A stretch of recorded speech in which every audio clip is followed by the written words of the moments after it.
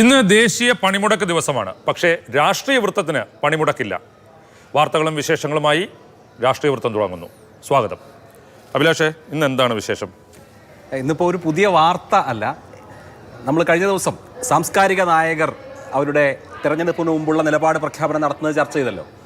കൂടുതൽ സാംസ്കാരിക നായകർ രംഗത്തേക്ക് വരികയാണ്. അതിൽ എനിക്ക് ഏറ്റവും കൗതുകകരമായി തോന്നിയത് രാഷ്ട്രീയ വിശാരദനായിട്ടുള്ള ലേഖനമൊക്കെ എഴുതുന്ന ഹമീദ് ചെന്നമംഗലൂരിൻ്റെ വിശകലനമാണ്. അദ്ദേഹം ആവശ്യപ്പെട്ടിരിക്കുന്നത് ഈ തെരഞ്ഞെടുപ്പിൽ ഒരു പക്ഷേ ഈ കോൺഗ്രസിലെ ഗ്രൂപ്പുകളികളും പടലപ്പിണക്കങ്ങളും മൂലം ഇടതുമുന്നണി ജയിക്കാൻ സാധ്യതയുണ്ട്. അങ്ങനെയുള്ള സാഹചര്യത്തിൽ പോലും ഇടതുമുന്നണി ജയിക്കരുത്, തോറ്റു കൊടുക്കണം എന്നുള്ളതാണ്. അദ്ദേഹം പറയുന്ന ലോജിക്ക് ലോകത്ത് പലയിടത്ത്, ഇപ്പോൾ സോവിയറ്റ് യൂണിയൻ അടക്കം അല്ലെങ്കിൽ കിഴക്കൻ യൂറോപ്പ് അടക്കമുള്ള വിവിധ രാജ്യങ്ങളിൽ കമ്മ്യൂണിസ്റ്റുകാർ ദീർഘകാലമായി ഭരിച്ചതിന് ശേഷം ആ പാർട്ടി ഇല്ലാതായി. പശ്ചിമ ബംഗാളിലും ത്രിപുരയിലും ഒക്കെ അങ്ങനെ സംഭവിച്ചു. അപ്പോൾ ഇനിയും ഭരിച്ചാൽ പാർട്ടി ഇല്ലാതാവും എന്നുള്ളതാണ് അദ്ദേഹത്തിൻ്റെ പോലെ. എനിക്ക് അതിലൊരു വിശകലനമുണ്ട്, അതിലേക്ക് ഞാൻ വരാം. അതിന് മുമ്പ് കൽപ്പറ്റ നാരായണൻ ഇന്ന് അദ്ദേഹത്തിൻ്റെ അഭിപ്രായം പറഞ്ഞു. കൽപ്പറ്റ നമുക്കറിയാം, അദ്ദേഹം കോൺഗ്രസിനോടൊപ്പം നിൽക്കുന്ന ആളാണ്. കൽപ്പറ്റ മാഷ് വളരെ കൃത്യമായി പറഞ്ഞൊരു കാര്യം, ഇനിയും ഇടതുമുന്നണി ഭരിച്ചാൽ സ്വജനപക്ഷപാതം കൂടും, ഇവിടെ കമ്മ്യൂണിസ്റ്റുകാർക്ക് മാത്രമേ രക്ഷയുണ്ടാവുള്ളൂ, റോഡും പാലവും ഒക്കെ ആര് ഭരിച്ചാലും വരും, അതുകൊണ്ട് ഇത്തവണ കോൺഗ്രസ് ജയിക്കട്ടെ. അപ്പോൾ അത് കുറച്ചുകൂടി സ്ട്രൈറ്റ് ആയിട്ടുള്ള കോൺഗ്രസ് ആണ് ജയിക്കേണ്ടതെന്ന് അദ്ദേഹത്തിൻ്റെ താല്പര്യ പ്രകടനമാണ്. സച്ചിദാനന്ദ മാഷ് കഴിഞ്ഞ ദിവസം വിശദീകരിച്ചത് ഞാനൊരു കമ്മ്യൂണിസ്റ്റ് നിലപാടിൽ നിന്നുകൊണ്ടാണ്, പാർട്ടിക്ക്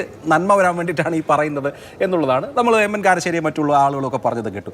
എൻ്റെ ഒരു ചോദ്യം അല്ലെങ്കിൽ എൻ്റെ ഒരു വിശകലനം എന്ന് പറയുന്നത്, തോറ്റാൽ നന്നാവോ? നമ്മൾ സ്ഫടികം സിനിമയിൽ ചാക്കോ മാഷ് മോനെ തോമസ് ചാക്കോയെ പരീക്ഷയിൽ തോപ്പിച്ച് പിന്നെ രക്ഷപ്പെടുത്താൻ നോക്കുന്നുണ്ട്. പക്ഷേ തോമസ് ചാക്കോ രക്ഷപ്പെട്ടിട്ടില്ല, ആടുതോമയായി മാറുകയാണ് ചെയ്തത്. തോറ്റാൽ CPM രക്ഷപ്പെടുമോ? തോറ്റാൽ ഇടതുമുന്നണി രക്ഷപ്പെടുമോ? അങ്ങനെ ഒരു ചരിത്രം ഉണ്ടോ എന്ന് നോക്കിയാൽ നോക്കൂ. ഇപ്പോൾ പശ്ചിമ ബംഗാൾ 2011 ഇടതുമുന്നണി തോക്കുന്നത്. അതിന് ഡയറക്റ്റ് ആയിട്ടുള്ള കാരണങ്ങൾ ഉണ്ടായിരുന്നു. ഭരണവിരുദ്ധ വികാരം ഉണ്ടായിരുന്നു. സിംഗൂർ, നന്ദിഗ്രാം സംഭവങ്ങൾക്കൊക്കെ ശേഷം ബുദ്ധദേവ് ഭട്ടാചാര്യയുടെ ഭരണകൂടം 2011 മമതാ ബാനർജിയോട് തോക്കുമ്പോൾ ലെഫ്റ്റ് ഫ്രണ്ടിന് 41% വോട്ടുണ്ടായിരുന്നു.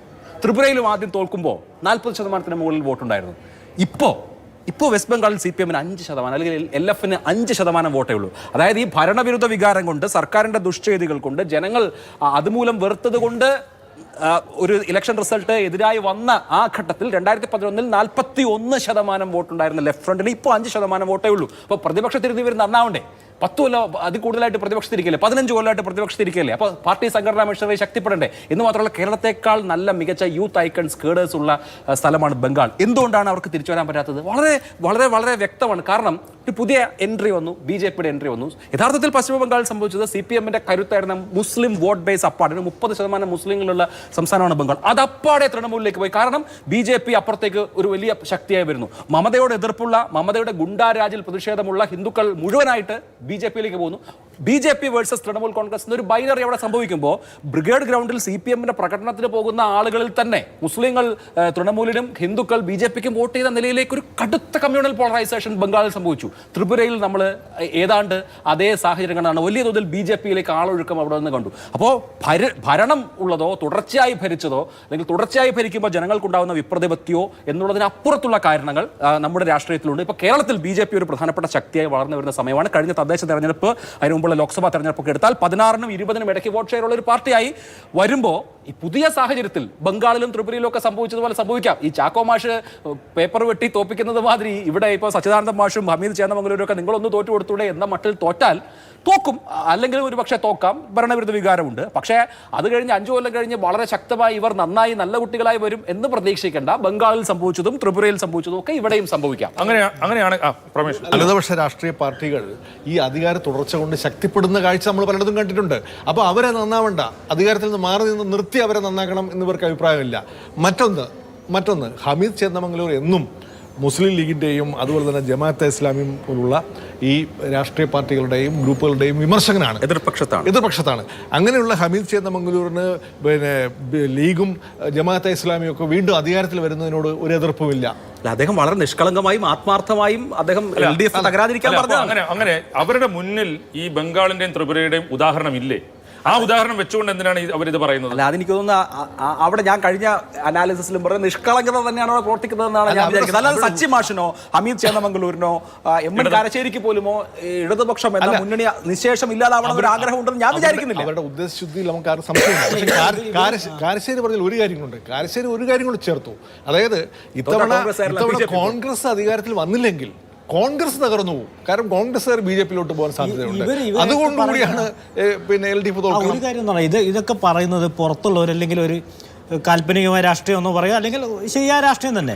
രാഷ്ട്രീയം മാത്രമാണ് പറയുന്നത്. പക്ഷേ ഈ ജനങ്ങളുടെ ജീവിതവുമായി ബന്ധപ്പെട്ട കാര്യങ്ങളും ഒരു സർക്കാർ അധികാരത്തിൽ വരുമ്പോൾ അതുകൂടി ചർച്ച ചെയ്യപ്പെടേണ്ട വിഷയമാണല്ലോ. ഇപ്പോൾ സച്ചിദാനന്ദ മാഷും കാരശ്ശേരി മാഷും അമിത് ചാന്ദമംഗലൂരൊക്കെ പറയുന്നത് പൊളിറ്റിക്സാണ്.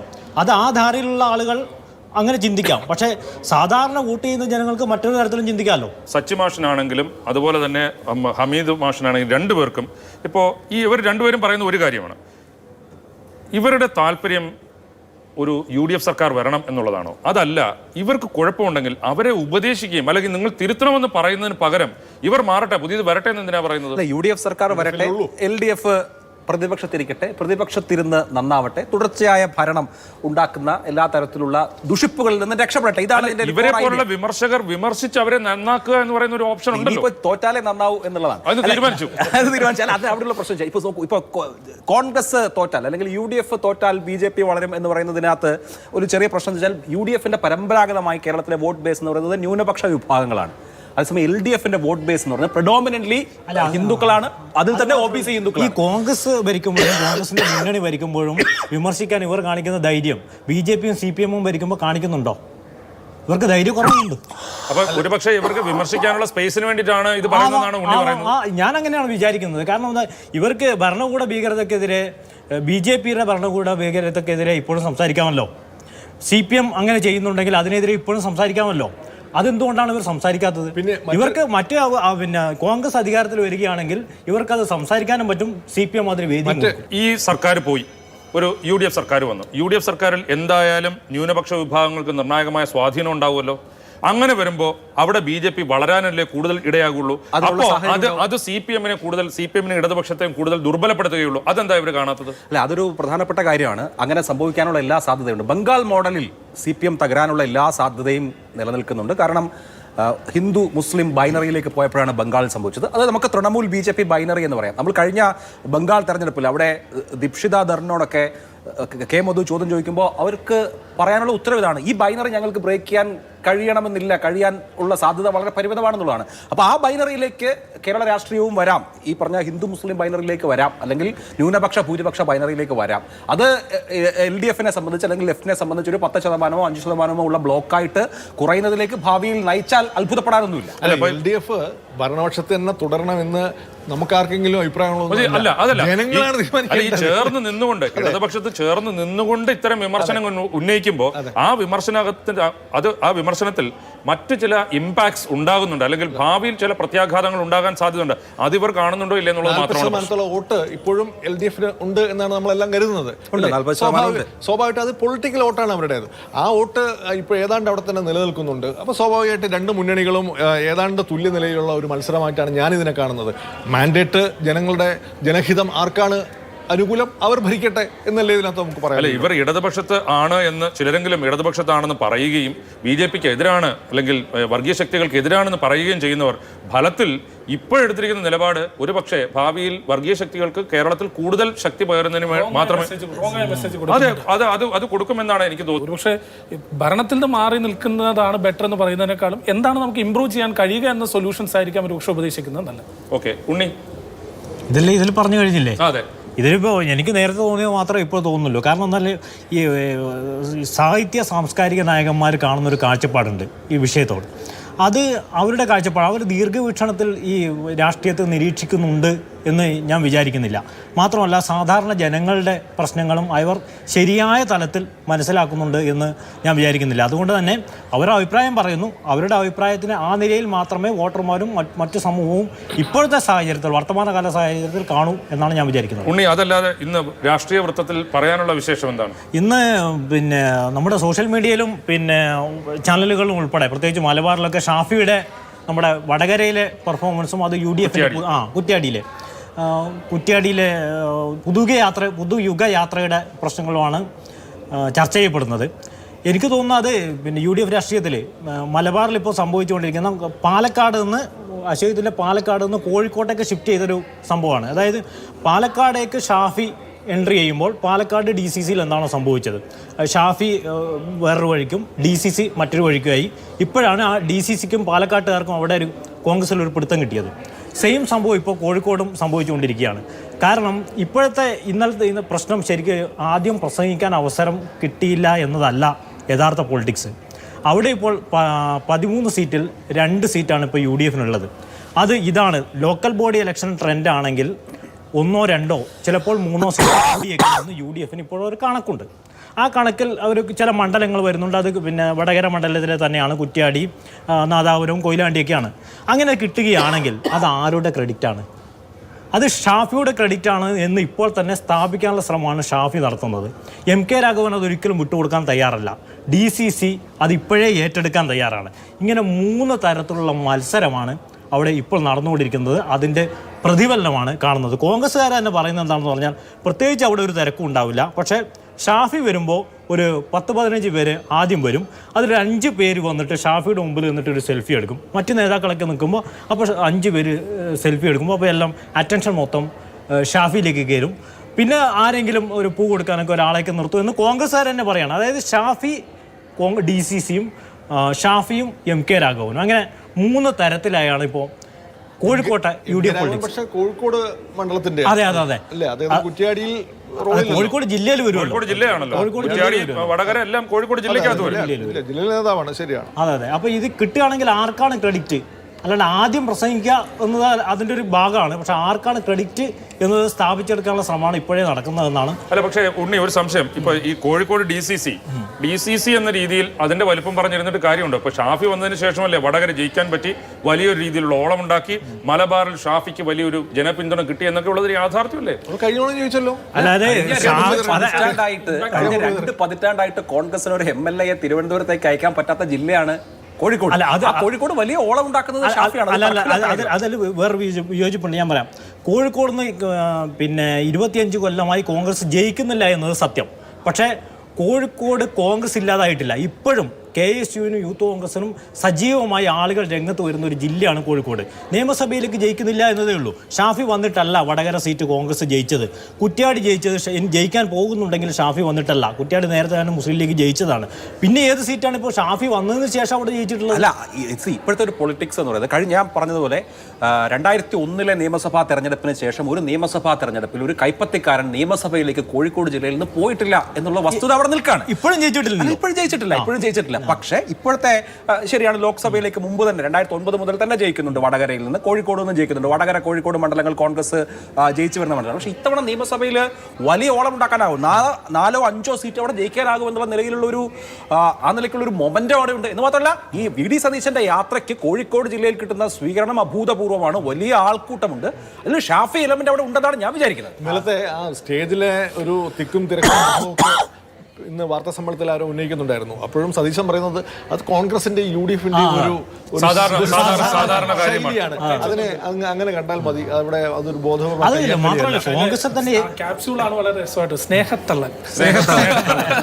അല്ല, പക്ഷെ ആ സ്നേഹത്തള്ളലിന്റെ ഇടയ്ക്ക് ഞാൻ വളരെ ശ്രദ്ധിച്ച ഒരു കാര്യമുണ്ട്. ഈ ഷാഫിക്ക് വേണ്ട അവസരം കൊടുത്തില്ല എന്നുള്ളതായിരുന്നല്ലോ പ്രധാനപ്പെട്ട പ്രശ്നം. ഷാഫിക്ക് തന്നെ തോന്നിയ ഒരു പ്രശ്നം. അതിന് തൊട്ട് മുൻപ് KC അബു വളരെ വിദഗ്ധമായിട്ട് ഷാഫി പിടിച്ച് തള്ളി മാറ്റുന്നുണ്ടായിരുന്നു.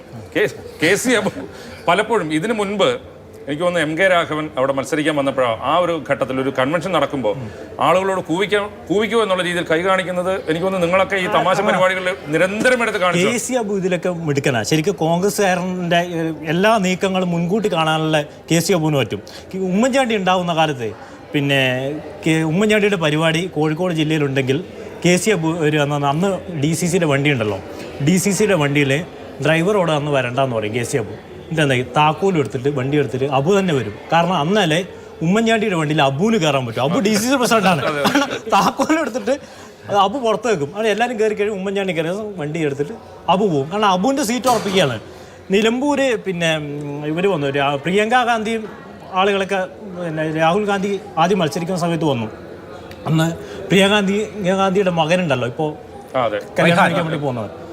അന്ന് 10 കൊല്ലം മുമ്പ് വരുമ്പോൾ അന്ന് സ്റ്റേജിൽ പോയിട്ട് പിന്നെ എല്ലാവരും പ്രിയങ്ക ഗാന്ധിയുടെയും രാഹുൽ ഗാന്ധിയുടെയും കൂടെ നിൽക്കുമ്പോൾ നേരെ അബുക്ക പോയി മോനെ കണ്ട് ഷെയ്ക്കാനും കൊടുത്ത് ഓനൊരു മാലയും ഇട്ട് പടം എടുത്തിട്ട് വന്നു. ഭാവിയിൽ അബുക്ക ഇതൊക്കെ മുൻകൂട്ടി കാണും. എന്താണ് പ്രമേശ്?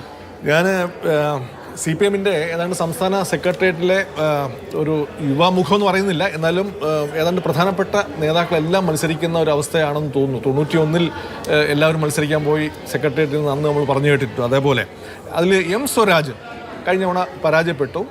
സെക്രട്ടേറിയറ്റിലെ വളരെ പ്രധാനപ്പെട്ട ഒരു നേതാവാണ്. നിയമസഭയിലെ നല്ലൊരു ഒരു പാർലമെന്റേറിയനാണ് ശരിക്കും LDF-നെ സംബന്ധിച്ച്, CPM-നെ സംബന്ധിച്ച്. ഇത്തവണ സ്വരാജിനെ എവിടെ മത്സരിപ്പിക്കും എന്നുള്ളൊരു പ്രശ്നമുണ്ട്. അദ്ദേഹം എന്തായാലും തൃപ്പൂണിത്തുറയിൽ അദ്ദേഹം വരുന്നില്ല. ജില്ലാ നേതൃത്വം അങ്ങനെ ഒരു ഓപ്ഷനെ ഇപ്പോൾ ആലോചിക്കുന്നില്ല. കാരണം സ്വരാജും താല്പര്യപ്പെടുന്നില്ല, ജില്ലയിലെ പാർട്ടിയും താല്പര്യപ്പെടുന്നില്ല. അപ്പോൾ സ്വരാജ് മത്സരിക്കാൻ ഈ കഴിഞ്ഞ നിലമ്പൂരിൽ അദ്ദേഹം എന്തായാലും മത്സരിക്കില്ല. നിലമ്പൂരിൽ അദ്ദേഹത്തിന് ചുമതല വഹിച്ചിരുന്നുവെങ്കിൽ അവിടെ ആ പേര് പറഞ്ഞു കേട്ടു, അവിടെയും പോകാൻ പാടില്ല. പിന്നെ സ്വന്തം ജില്ലയായ മലപ്പുറത്ത് പിന്നെയുള്ള ഒരു സീറ്റ് പൊന്നാനിയിലാണ്. അപ്പോൾ പൊന്നാനിയിൽ സ്വരാജ് മത്സരിക്കാനുള്ള സാധ്യതയുണ്ട്. അവിടെ കഴിഞ്ഞ തവണ മത്സരിച്ച P. നന്ദകുമാർ ഒരു തവണ വീണ്ടും അദ്ദേഹത്തിന് സീറ്റ് നൽകണമെന്നില്ല. വേണമെങ്കിൽ അദ്ദേഹത്തെ മാറ്റി സ്വരാജിനെ മത്സരിപ്പിക്കാം. ഒരു സേഫ് ആയിട്ടുള്ള സീറ്റിൽ പിന്നെ സ്വരാജിനെ മത്സരിപ്പിക്കണമെങ്കിൽ CPM ഒറ്റ ഓപ്ഷനുള്ളത് ഇപ്പോൾ മലപ്പുറത്ത് CPM-ന് സേഫ് സീറ്റായിട്ട് സ്വരാജിനെ മത്സരിപ്പിക്കാൻ പറ്റുന്ന ഒരേ ഒരു സീറ്റ് പൊന്നാനിയാണ്. അത് ശരിയാണ്. എന്ന് മാത്രമല്ല, മുമ്പ് P. ശ്രീരാമകൃഷ്ണൻ പൊന്നാനിയിൽ വന്ന് മത്സരിക്കുകയും 10 വർഷം 2 തവണയായിട്ട് അവിടെ MLA ആവുകയും ചെയ്തിട്ടുണ്ട്. രാഷ്ട്രീയ സാഹചര്യം അനുകൂലമാണ്. പക്ഷേ പൊന്നാനി എന്ന് പറയുന്നത് CPM-ന് ജൈവികമായ അടിത്തറയുള്ള മലപ്പുറം ജില്ലയിലെ മണ്ണാണ്.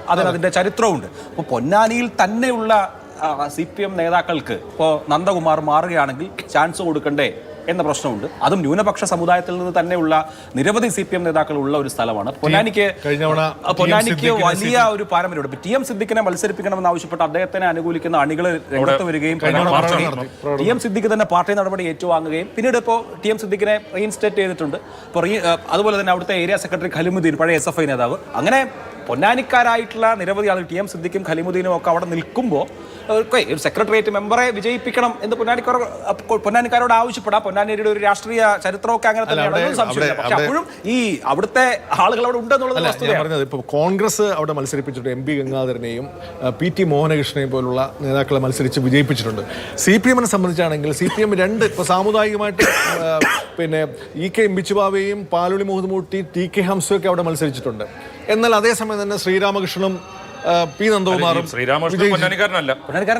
വിജയിച്ചിട്ടുണ്ട്. അപ്പോൾ ഈ പറഞ്ഞ 2 സാമുദായിക വിഭാഗത്തിലുള്ള പെടുന്ന നേതാക്കളെയും മത്സരിപ്പിക്കാൻ പറ്റുന്ന ഒരു സ്ഥലമാണ് CPM-നെ സംബന്ധിച്ച്. അല്ല, സാമുദായികത എന്നുള്ളത് വിട്ടാലും പൊന്നാനിക്കാരായ എന്ന് പറഞ്ഞാൽ പാർട്ടിയെ അവിടെ വളർത്തുന്ന, പാർട്ടിയെ എപ്പോഴും നിലനിർത്തുന്ന ധാരാളം ആളുകൾ പൊന്നാനിയിൽ ഉണ്ടെന്നാണ് ഞാൻ ചൂണ്ടിക്കാണിച്ചത്.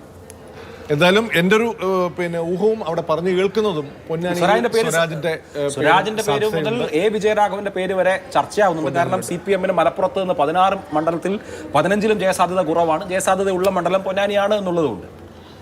അങ്ങനെയെങ്കിൽ ഒരു കാര്യം കൂടി, അങ്ങനെയാണെങ്കിൽ തൃപ്പൂണിത്തുറയിൽ എന്തായാലും സ്വരാജ് മത്സരിക്കില്ല എന്ന് കേട്ടു. തൃപ്പൂണിത്തുറയിൽ അവിടെ സജീവമായി CPM അല്ലെങ്കിൽ ജില്ലാ നേതൃത്വമൊക്കെ പരിഗണിക്കുന്നത് മുൻ മേയർ M. അനിൽകുമാറിനെ മത്സരിപ്പിക്കാൻ സാധ്യത.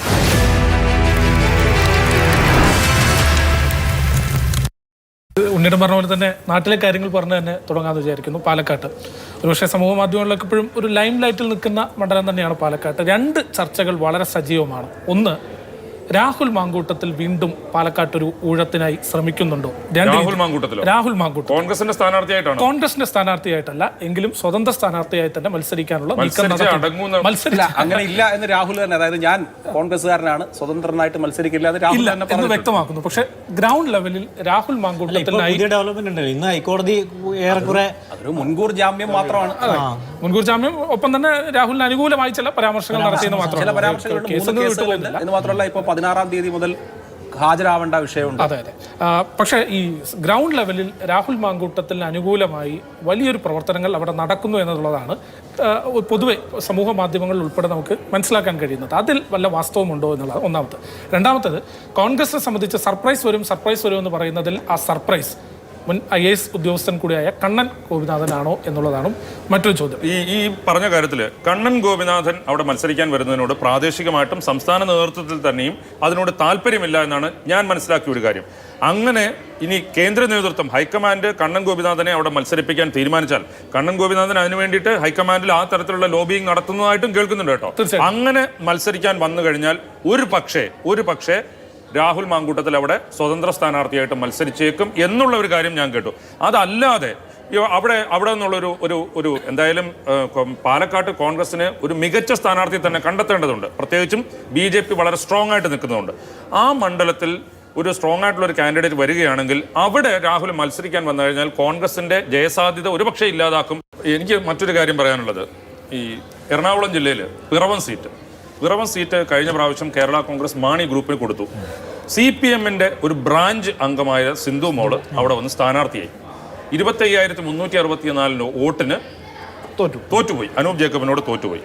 അവിടെ പുതിയൊരു സ്ഥാനാർത്ഥി കേരള കോൺഗ്രസ് എമ്മിന്റെ സ്ഥാനാർത്ഥിയായിട്ട് വരാനുള്ള സാധ്യത തെളിഞ്ഞിരിക്കുകയാണ്. അദ്ദേഹത്തിന് ഒരു ഫൈറ്റ് കൊടുക്കാൻ കഴിയും എന്ന് തോന്നുന്നു. ഒന്ന് സാമുദായിക ബലാബലം കൂടെ നോക്കിയാൽ പരമ്പരാഗതമായി യാക്കോബായ വിഭാഗത്തിൽ നിന്നുള്ള ആളുകൾ ജയിക്കുന്ന മണ്ഡലം എന്ന സാധ്യത പർവ്വത്തിനുണ്ട്. അതിപ്പോൾ TM ജേക്കബ് ആയാലും അതിനുശേഷം മകൻ അനൂപ് വന്നപ്പോഴും എന്ന് മാത്രമല്ല മന്ത്രിസഭാ പ്രാതിനിധ്യത്തിലടക്കം യാക്കോബായ സഭ അവരുടെ നോമിനിയായി കരുതുന്ന ഒരു സംവിധാനമുണ്ട്. അപ്പോൾ അവിടെ ഓർത്തഡോക്സുകാരനായിട്ടുള്ള ഒരു സ്ഥാനാർത്ഥി വരികയാണെങ്കിൽ കുറച്ചുകൂടി ഇൻറ്റൻസ് ആയിട്ടുള്ള ഒരു ഫൈറ്റ് നടക്കാനുള്ള സാധ്യത നമുക്ക് തള്ളിക്കളയാൻ കഴിയില്ല.